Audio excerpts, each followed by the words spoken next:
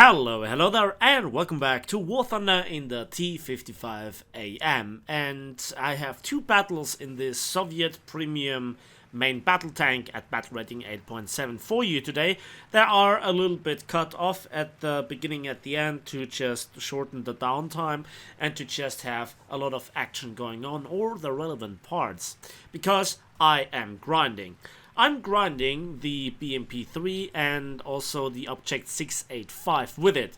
In fact, I'm not just grinding here with the T-55AM, those two said Soviet light tanks, but also throughout the majority of nations there is still stuff for me to research, usually at the higher end, including the Chinese tech tree where there are still a few planes and tanks to go.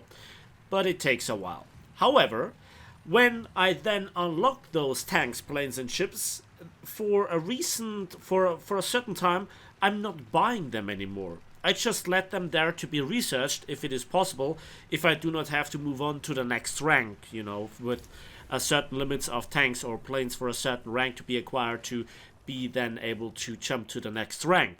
But that is currently just a problem with the Chinese tech tree.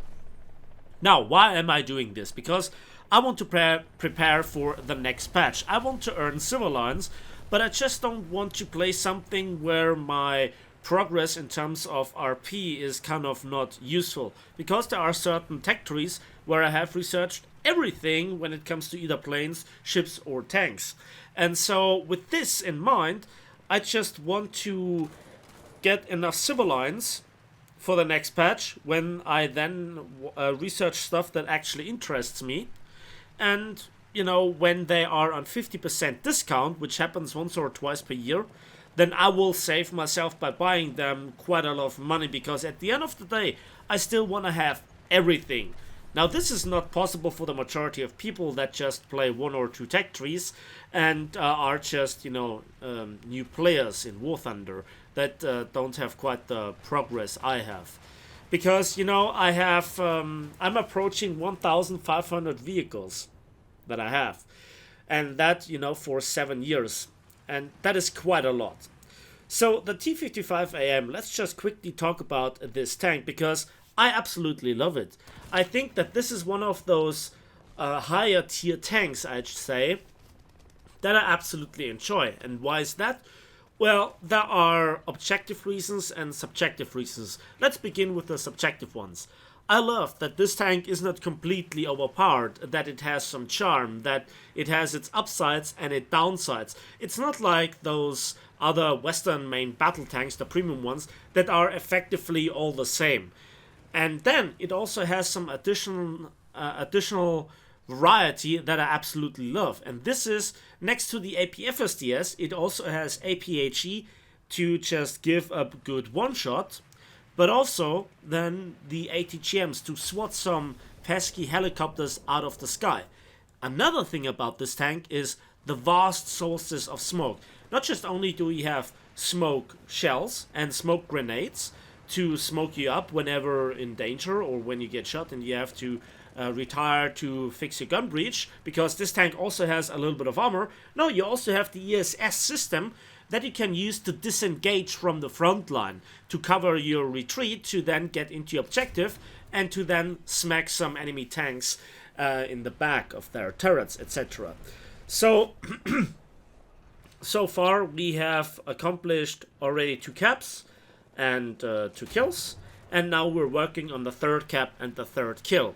And in just a minute or so, the battle will be cut and we go to the results. So when I think about this, when I go through the various different nations and finish the grind on a lot of the high tier stuff, I think that this is very good when it comes to staying in touch with a broader spectrum of the game, not just one nation, not just one tech tree, so that you know what's actually going on, which is quite vital as a YouTuber, right? When you want to cover the game that you actually love. Don't get me wrong, I absolutely love War Thunder. I just don't like what Gaijin is doing with them. Do not confuse the two things. So a brief look at the post-battle results, and here we are. 3 quick kills and also 3 capture zones for 92,000 civil lines and 12,000 research points, which is awesome actually, because the battle overall uncut would have taken 7-8 minutes. So when you calculate it up hour by hour, or civil line and RP per hour, that's actually quite good.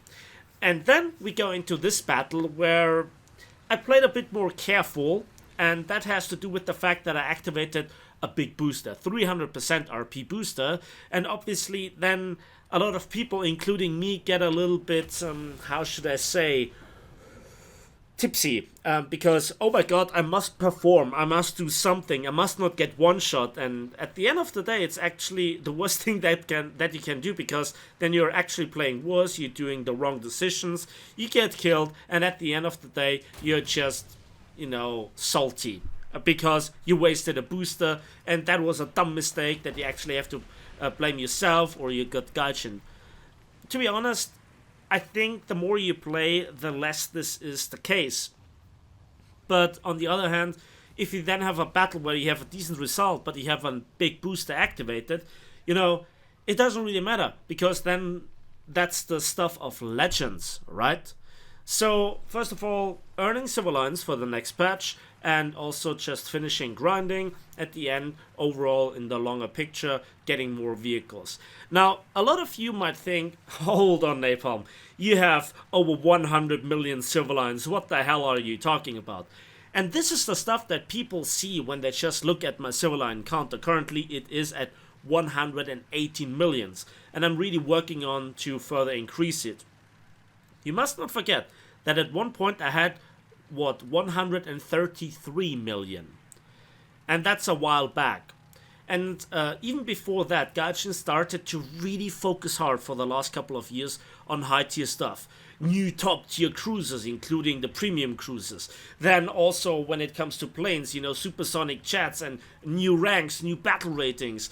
And the same goes for tanks, more gimmicks, more premiums, whatever, but it doesn't really get cheaper to research, does it? Maybe the steps ahead a little bit, they get adapted once in a while when the power and feature creep gets just too much. So still, for a high tier tank, 400,000 RP just to research it, and then also 1 million civil lines to purchase it. It takes a while. By the way, watch this. This is actually one sweet moment where armor matters. Any other premium main battle tank would have died there, but not this one, because this is a tank that fires APHE or APCBC rounds. Doesn't really matter, I kill him here and I get yet another cap, focusing on the stuff that is really worth it, right? Kills and caps, and at the end also really trying to win the game. But that's the standard recipe, I guess, in every game. So again, let's go back to the civil line questions. The thing is here, the civil lines, you can run through them so quickly.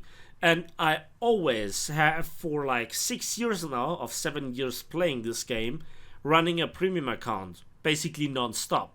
And at the same time, I'm always really showing premium tanks, premium planes, ships, etc. I try to get the best results and the best income, while not really wasting money, right?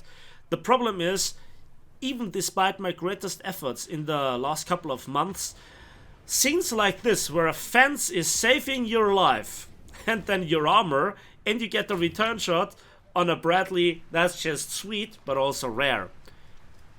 So yeah, if I would not have really take measures against the loss of civil lines, like not repurchasing all the ammunition that Gaijin practically forced you to do, when you look a lot on the PT boats where they essentially increased the ammunition cost so much, or the ammunition capacity, that now a lot of the patrol boats have this empty ammunition symbol, which I absolutely cannot stand. I calculated it through, it would be multiple millions of civil lines to restock it all, throughout all the tech trees, all the planes, ships and tanks. So, and then they add new stuff, new weapon loadouts for also planes, ships and tanks, and then, you have to completely restock them. For only 4 kills and 2 caps, but with a 300% RP booster, I got 24,000 RP and 83,000 silver lines. And you know, there is so much that I could talk about with the plans, with the experience of the last few years, but this is what I'm doing at the moment before the new patch drops in a few weeks time. I try to build up a huge pile of silver lines, and for me the border is at 100 million. Let me just quickly finish this.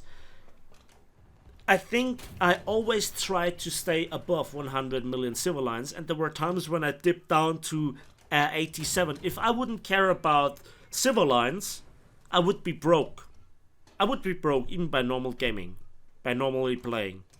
And with having said this, that's actually it for me today, so thanks for watching, thanks for listening. Please give this video a like if you did, subscribe if you want to see more, and we'll see each other on the waves in the skies and on the battlefields of War Thunder.